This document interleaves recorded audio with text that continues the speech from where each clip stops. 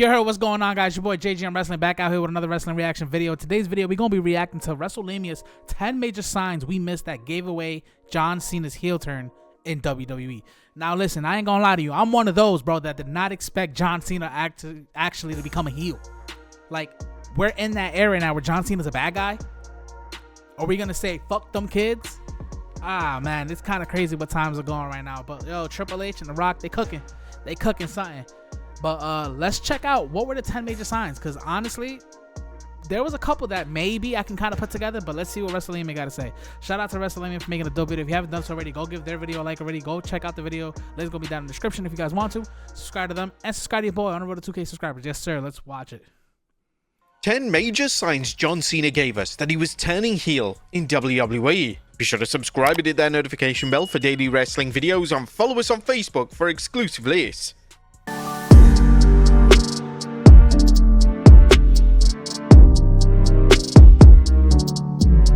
Number 10, his Instagram posts. John Cena is prone to posting random images and memes on his Instagram page. However, that has now changed since Cena turned heel, as all of Cena's posts have been a direct reference to the heel turn. Upon examining Cena's outlandish Instagram feed, it's evident that a lot of Cena's posts over the prior months have indicated that a darker version of the former WWE champion was indeed coming. Just a matter of days before the Chamber, Cena posted a photo of a black hat featuring his iconic slogan hung up on a weight. Now, this could have been implying that Cena was hanging up the old persona and he was about to debut a brand new villainous character. In February, Cena would also post an image of He-Man and Skeletor sharing a milkshake together, which just so happened to be the same day in which The Rock expressed his desire to obtain Cody Rhodes' soul. On the day of the Chamber itself, Cena would post a photo of Biggie. While some fans theorized that this was Cena hinting that Biggie was cleared, it definitely indicated something else, with Biggie being in his New Day attire, which could have possibly implied that it was a new day for Cena as a pro wrestler and a heel turn was on the horizon. Damn, bro, but not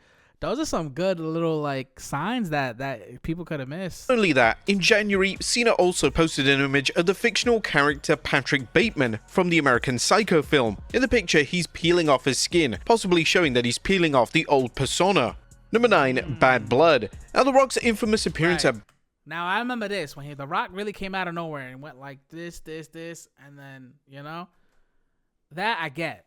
Bad Blood 2024 left everyone baffled. The Rock would appear following the main event of the show and raise up 3 fingers. For months, this had led to fans to question what on earth The Rock was even signaling, but upon closer inspection, it's entirely possible that he was delivering his own version of Cena's finger torn. This is further supported by the comments from the final boss himself, as this is what he had to say during the post-elimination. Hold on, bro, because low-key, I saw that post-show, and I ain't gonna lie. What if they were capping? What if they, like, you know, somebody, a part of their team remembered, like, yo, remember when you did this or this actually, but John Cena does it this way? Like, what if they just kind of came up with that and then they said it? But either way, it's working. John Cena's a bad guy, bro. He's a heel. Wow. Elimination Chamber press conference. It meant something. I'm a long gamer. I like long gaming. I like creating with Paul Levesque and Brian Gerwitz and Mara Lassery, who's on my side of the team. I like creating with Paul and his team as well. We're long gamers. I thought Bad Blood, when we did a small subtle thing, there was a lot of criticism, like, oh, it didn't mean anything. It did. It's okay if you're not thinking about it now, but just trust me when I tell you, we're thinking about this stuff and long gaming this, and I love that.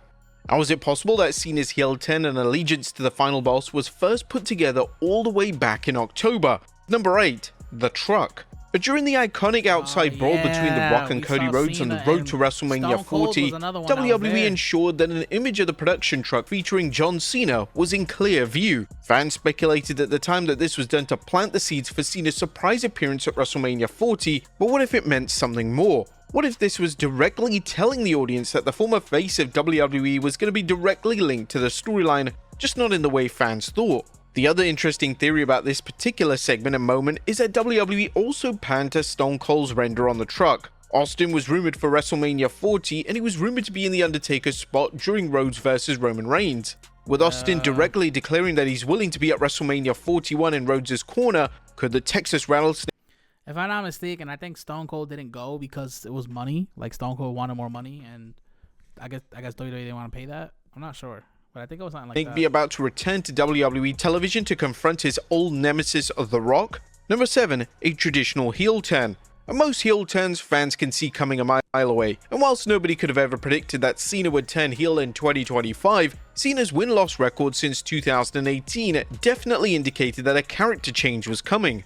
When a wrestler turns heel, it's not uncommon for them as a babyface to go on a losing streak. That wrestler will then get increasingly frustrated and they'll snap, either on their opponent or on the fans. Cena has declared on television that his win-loss record is abysmal, and it's only fitting that Cena decides to go to desperate measures in an attempt to reach his goals. Another key factor in this form of kayfabe perspective is Cena's reputation. Cena was losing to names such as Austin Theory and Solo Sikoa, and Cena had quickly become a laughingstock. It could easily be explained that The Rock informed Cena that things need to change, and the only way to save his career was to turn to the dark side for the first time since 2003. Number 6. Political power. Now, it was expected that Cena would win the 2025 Royal Rumble, so when Cena lost the match and was eliminated by Jey Uso, fans were stunned. Following the match, Cena would appear on the post-show press conference, and Cena's mood was interesting to say the very least. This wasn't the bubbly, happy-go-lucky version of Cena, this was a serious, borderline irritated version of the WWE legend. Low-key, that right there was kind of like a pure picture, like, damn, it's a good time for him to turn heel. And look, we actually got it. Cena would sit down and declare the last time a main evented a WrestleMania was in 2013. That's a long time ago. The reason that hasn't been at the forefront in my mind, I've been a gimmick. I've been the first match. I've been in the middle. I've shared beers with the fans. My truth, my perspective is I've always done what's best for business. But Cena's tone and language took a major shift, as he would then use his political sway to insert himself into the 2025 Elimination Chamber. Tonight, standing in the ring, I wanted this experience to be a tour of goodwill. I've openly admitted that I don't know how much I have left in the tank, and I just wanted to do something that would be nice for all of us to get together and have a good time. Unfortunately tonight, it's dawned on me that's not best for business. What is best for business is I main event WrestleMania. What is best for business is that I confidently say that I'm going to win a 17th championship. I'm announcing tonight that I will compete in the Elimination Chamber. Now, a babyface outright declaring that it's in the best interest of the company for them to main event is a very interesting move, and the fact that Cena was allowed to simply declare for the match definitely implies that someone higher up in WWE, that being the final boss, authorized this move. But on the topic of The Rock using his sway to book Cena in prominent positions, there is perhaps more to this than initially meets the eye. The Cody Rhodes and Rock segment was positioned in the main event of the Chamber show, which led to a lot of questions from fans. However, when it surfaced that Cena was turning on Rhodes and siding with The Rock, it made all the sense in the world. From a kayfabe perspective, The Rock is manipulating the format of the show, and it's possible that this has been occurring for a long time. Not gonna lie to you, bro, this Elimination Chamber was actually really good, man. Not gonna lie.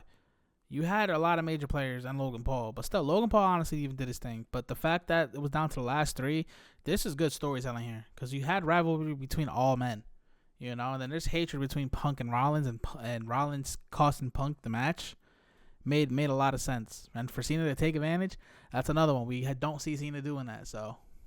Number 5, the Royal Rumble. When Jey Uso shockingly eliminated John Cena to win the Royal Rumble, Cena had a rather compelling reaction. Now, if this was a 2010 version of Cena, he would immediately go into the ring and celebrate with Jey like he won the match alongside him. But that isn't what happened. Cena stood on the outside in total disbelief. He would then rush into the ring with anger, pull Jey up, and it looked like for 1 second that Cena was going to turn heel in this exact moment. Cena would then embrace Jey, but it's possible that Cena had to remind himself that Jey wasn't the issue, and his long game was They teased it right there. That is true. I forgot about that. John Cena turned Jey pretty quick. And he dabbed him up, but that was a little tease. To side with The Rock and defeat Cody Rhodes. That makes for fascinating viewing upon rewatching it, and hopefully Cena or The Rock offers some guidance on how long the specific heel turn was planned for. Number 4, Cena takes full advantage. At the final 2 of the men's elimination chamber were John Cena and CM Punk. And just like it looked like Punk was going to be victorious, Seth Rollins would cost Punk the match with a brutal stomp. Cena oversaw these shenanigans, and Cena didn't remotely hesitate from taking. I ain't gonna lie, Punk selling this STF was really good. Really believable. John Cena did a good headlock. It was really believable, and it made him good, right? He didn't have to tap out, which John Cena, if I'm not mistaken, made CM Punk tap out before. So this is good storytelling too, because it's like Punk could have maybe won it if Seth didn't get involved. You know what I'm saying? And then you got Cena won it because he took advantage of Seth Rollins taking over CM Punk. Good storytelling. What's going on here? 1 second, y'all. Oh, my bad. I don't know how I muted it, but I muted it. Noticed this during the chamber itself last weekend, as it was completely out of character for Cena, and now we know that Cena was doing whatever it took to win, and it didn't even matter how he won the match. A tainted win was still a win. Cena over the past 15 years or so has been extensively criticized for his version of the STF. Cena fails to lock it in fully, and it often looks like an utter joke of a finishing move. However, when Cena locked in the STF on Punk, it was almost as if Cena was choking Punk for real. It was tense and had a lot of genuine hatred behind it. If you're even listening clearly, you can hear John Cena saying, "I'm sorry, I'm sorry." Him saying sorry wasn't exactly the most heelish move, but it definitely played on John's conscience when he was taking full advantage. But the force was Cena definitely signaling to the audience that he wasn't playing around. This was a key indicator that the darker version of Cena was finally here in WWE. Even when Cena made his entrance at the Elimination Chamber event, you could see the seriousness in tone and the instant face switch in his entrance. Cena definitely knew shit was about to go down. Number 3, the PLE poster.